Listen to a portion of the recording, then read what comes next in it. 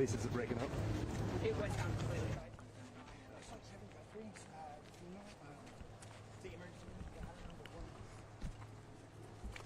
Let's keep moving. Let's keep moving.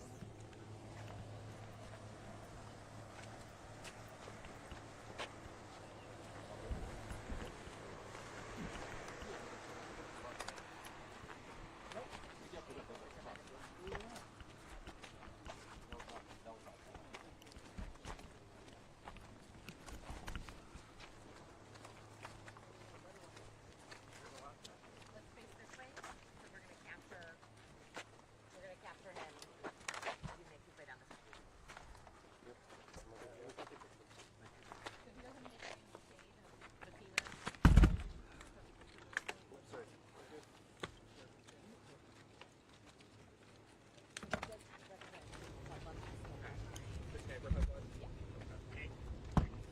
Hey guys, we can't be in the roadway. Y'all gotta be one side or the other. Okay. Can't be in the roadway. We have to be on one side of the road or not. We have to have egress and ingress. And like in the driveway? Further up past the truck.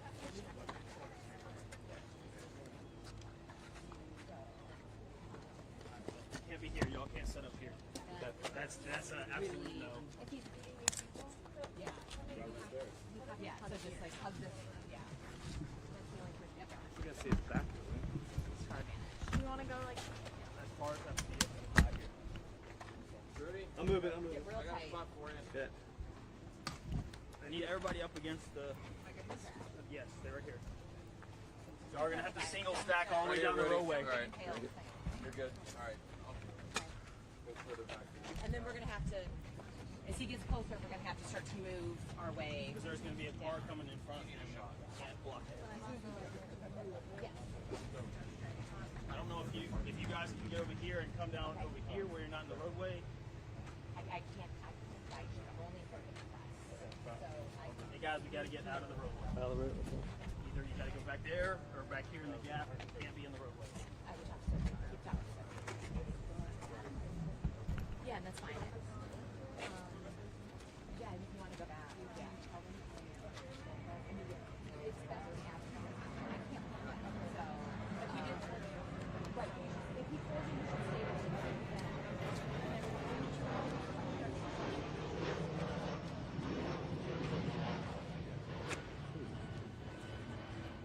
So, Nick, like, if we have everyone kind of move back. Yeah. Thank you.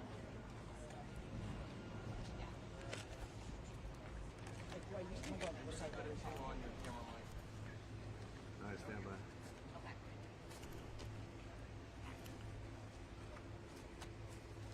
Okay, I have two.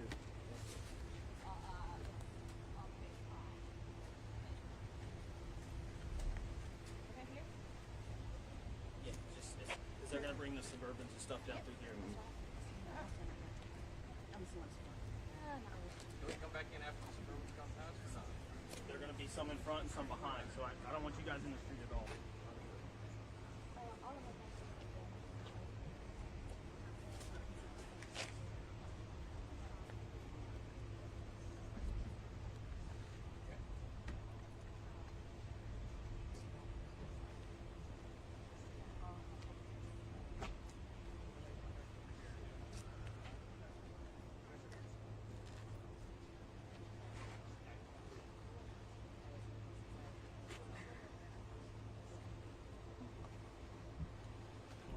Nikki?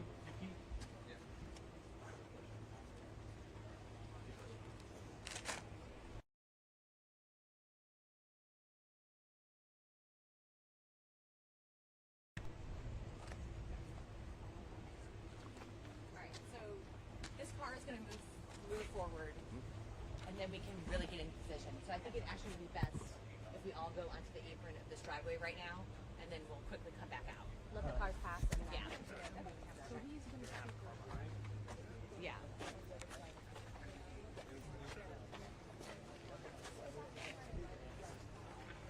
Let me get behind everyone.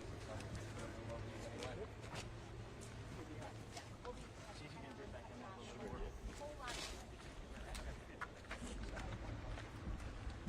Go back here. Yeah, should, You ready? Yes, thank you.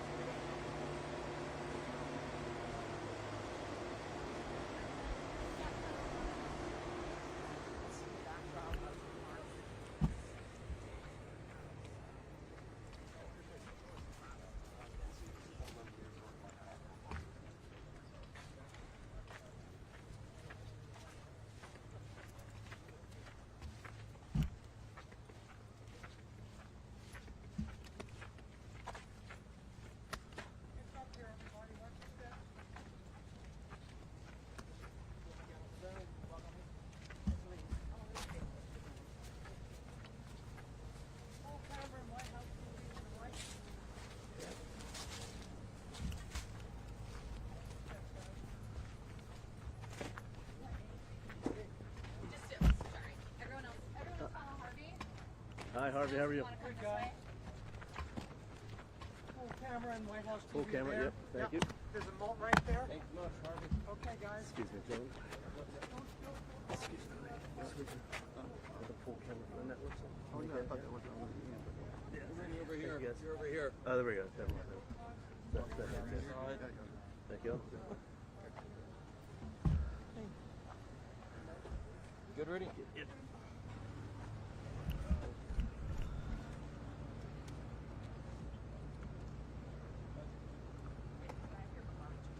Sure. Yeah.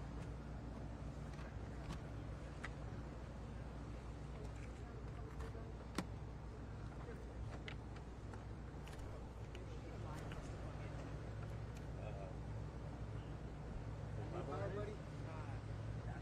3 hours. You good? Yeah, I'm not 3 hours. We should be fine. Oh yeah. Oh, excuse me. Opposite.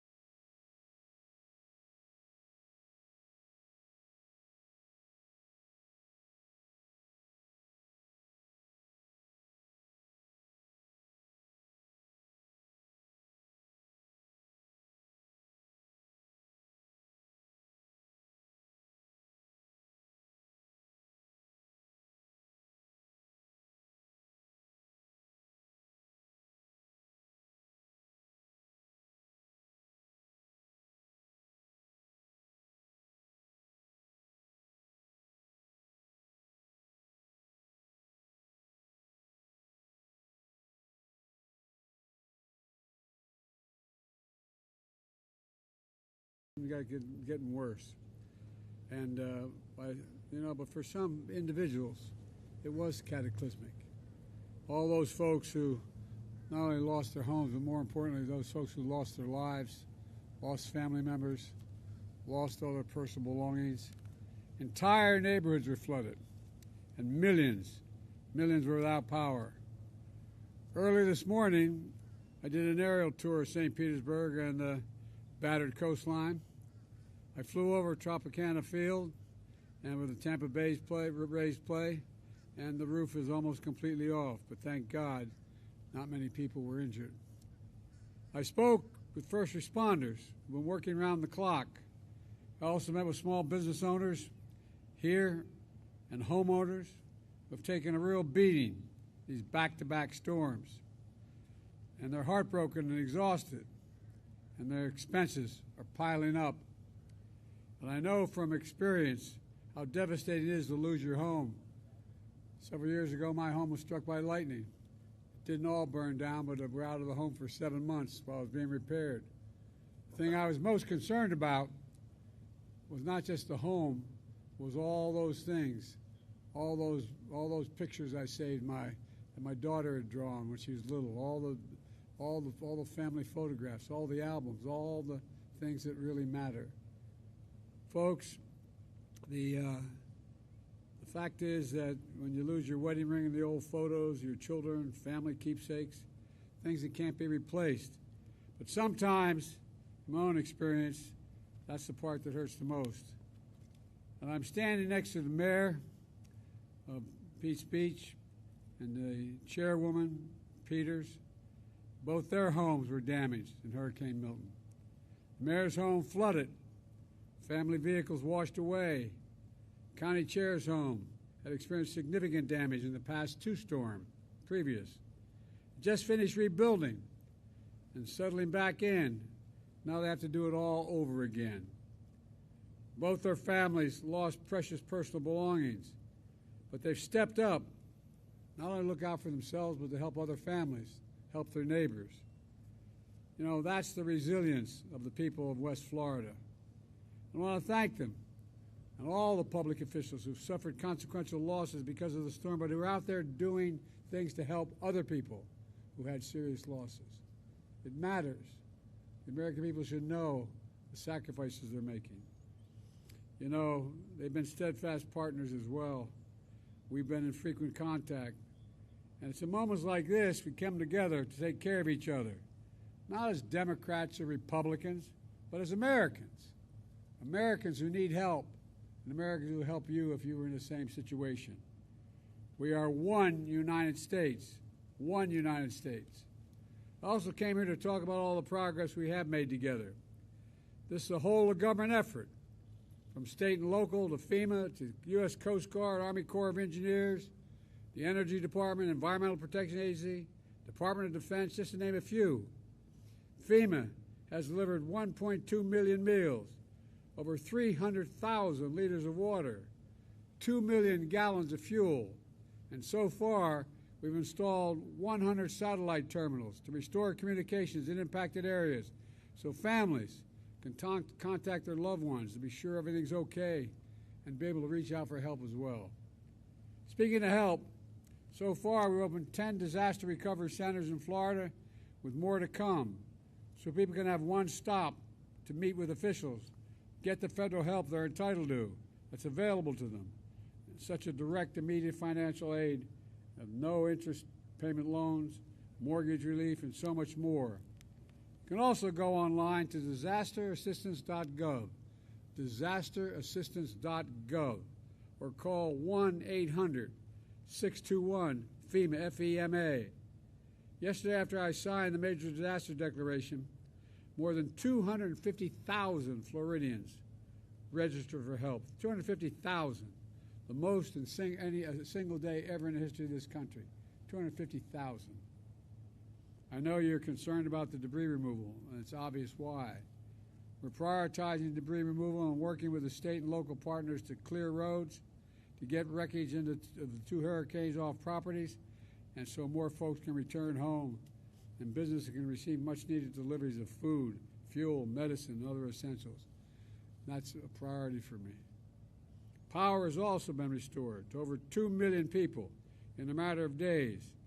And thanks to tens of thousands of power workers from 43 states and Canada working nonstop, even more people will have more power restored soon. Today, I'm proud to announce $612 million to 6 new cutting-edge projects to support communities impacted by Hurricane Helene and Milton. That includes $47 million for Gainesville Regional Utilities and another $47 million for Florida Power and Light. This funding will not only restore power, but will make the region's power system stronger and more capable and reduce the frequency and duration of power outages while extreme weather events become more frequent. In fact, we've been able to restore power quicker because of critical infrastructure investments were made both when I was vice president and president to harden the grid. For folks at home, the grid means the electrical power system that transmits energy from where it's produced on the power plant to where it's used in homes and businesses. We've been hardening the grid, like burying transmission lines underground, replacing wood power poles with concrete or composite poles so they don't snap in the wind.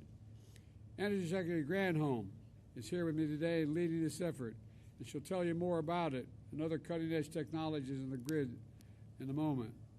Let me close with this. I'm here to personally say thank you to the brave first responders. And I don't want to underestimate that. Brave first responders. Men and women in uniform, utility workers. Look at the number that showed up from around the country. From Canada, California, Nebraska, all over the country to come here to help. Men and women in uniform, as I said, healthcare personnel, neighbors helping neighbors, and so many more people. This is all a team effort, folks. We made a big difference, and it's saved lives. But there's much more to do, and we're going to do everything we can to get power back in your homes, not only helping you recover, but to help you build back stronger. God bless you all. May God protect our first responders, protect our troops. Now I'm going to turn this over to Secretary Granholm. Madam Secretary? Yes, thank you, Mr. President. Thank you, Mr. President. I would like to echo the President's thanks to all the first responders and to the utility crews from across the continent who have been stepping forward to help in our time of need here and in the other affected states. DOE, the Department of Energy, continues to work with the utility sector to make sure you have what you need. I'm pleased to say that about 75% of the power has been restored across Florida, and most believing that by the end of Tuesday, the vast majority will be online.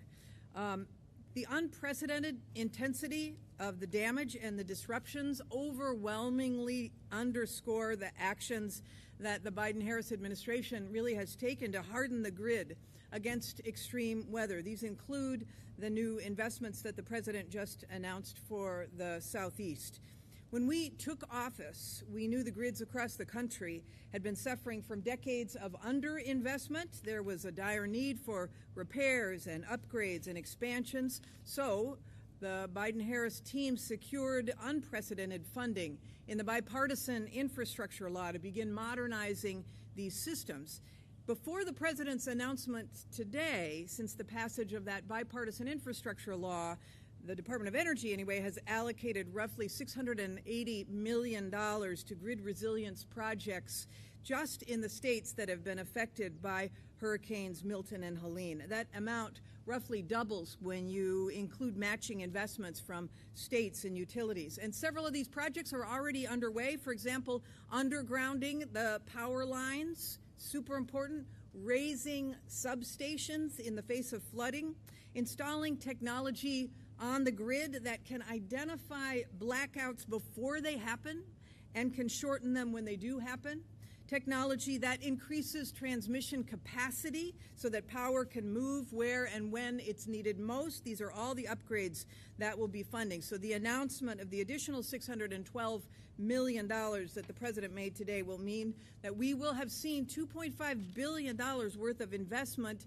in these regions, in these states, to make the grid more resilient, a combined investment from the Department of Energy, states, and private utilities. And these partnerships are critical to making these projects successful and to bringing resilience to families and businesses across the Southeast. These investments obviously are not going to prevent the next storm, but they certainly will make sure that in the coming years we can respond and recover from these storms more quickly. So to the people of Florida, as the President has said, we will be here for you as long as it takes. So thank you. And with that, I'd like to bring up St. Pete Mayor Petrilla. Thank you, Madam Secretary.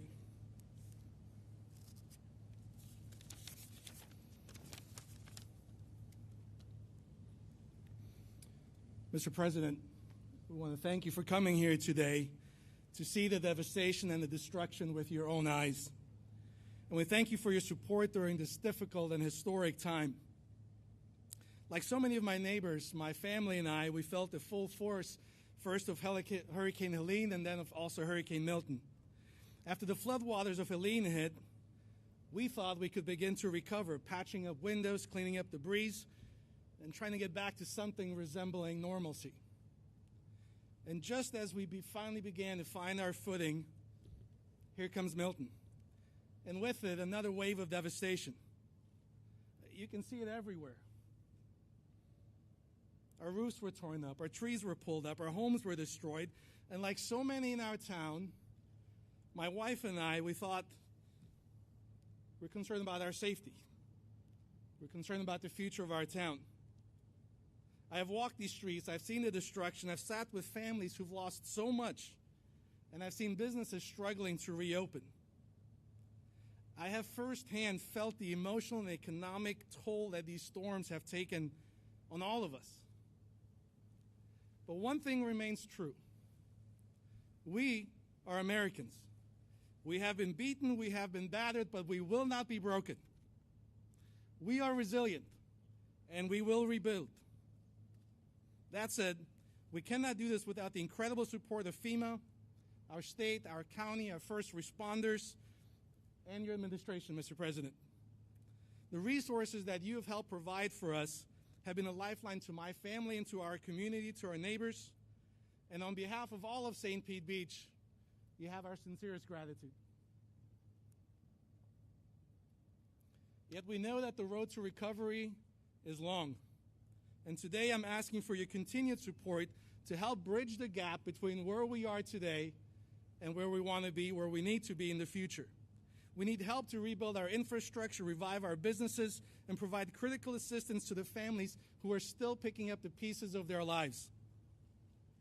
The urgent needs are clear. We need economic relief, we need continued federal resources, and we need a path forward to ensure that our community and all other communities, all other cities who were devastated just like this town can emerge stronger than ever before. Together, with your support, Mr. President, we can and we will rebuild. Thank you for standing with us. Chairman Peters? It's very good to be here, and I love to see all our first responders. You've done an outstanding job. I'm Commissioner Kathleen Peters with Pinellas County, and I can tell you that the county is working diligently to get our water running, to get our sewer systems back up and running, and we're with Duke Energy following them along to cut down the trees to make sure that they can get our power grid up and running in a collaborative effort. We've worked diligently and closely with the state, and I cannot thank our governor and our state officials enough. They have done an amazing job to help us with removal of debris, with bringing resources in to get the port open so we can get gasoline and get all of our businesses up and running. I've spoken with the president and his staff, and they are working tirelessly to send assistance, and I am very, very grateful to the way the president has responded. I think he has done an outstanding job in this situation, and I am truly, truly grateful. I'm hopeful. I sent a letter to the state, which will then go to the White House, asking for just, at a minimum, there's quite a few things we asked for, but at a minimum, to merge the two storms. Can you imagine if we had to separate our debris? This is Helene debris, and this is Milton debris.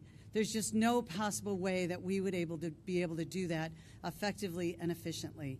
And by merging the two storms into one disaster will help expedite a lot of red tape to make this much quicker a recovery.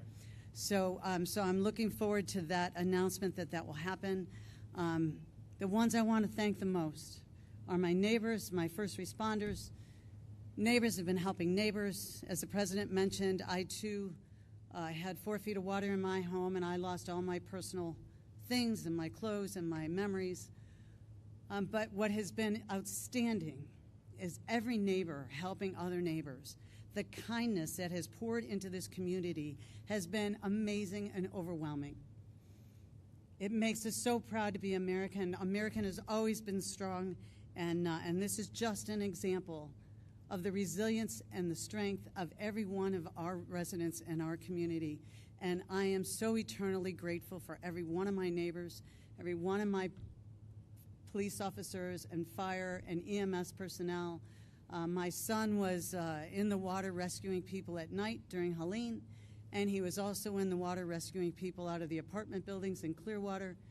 I cannot thank our first responders enough.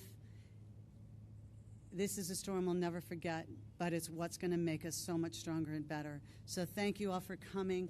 Thank you, all of you that have been working with me to meet with the president and to make our community safe again. Thank you so much. And thank you, Mr. President. Thank you so much. Thank you. You're wonderful. Pardon? Without a no. Thank you for coming. Thanks, Bruce. Okay, somebody has my purse. All right, right this way, sir. Who has their purse? We'll find it.